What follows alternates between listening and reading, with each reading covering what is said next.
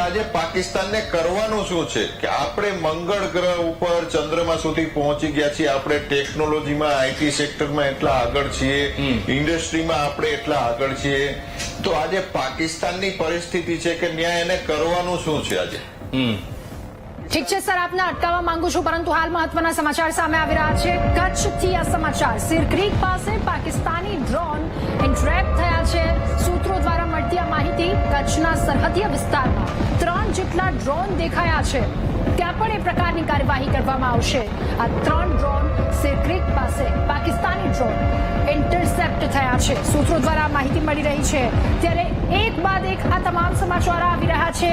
આંકડો 70 સુધી પહોંચ્યો, પરંતુ એક પણ નિશાના સુધી નથી પહોંચ્યો. સિર ક્રીક પાસે પાકિસ્તાની ડ્રોન ઇન્ટરસેપ્ટ થયા છે. ત્યારે કચ્છમાં પણ દેખાયા.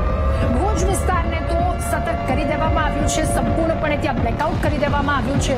સાયરન વગાડવામાં આવી રહ્યા છે. ત્યાં પણ જેટલા હુમલા કરવામાં આવ્યા, એક પણ એના નિશાના નથી ગયા. કોઈ પણ લોકોને આમાં હુમલામાં એ મુશ્કેલી નથી થઈ, અથવા તો કોઈ પણ લોકોનો જીવ નથી ગયો. પરંતુ કચ્છના સરહદીય વિસ્તારોમાં પણ 3 ડ્રોન દેખાયા છે.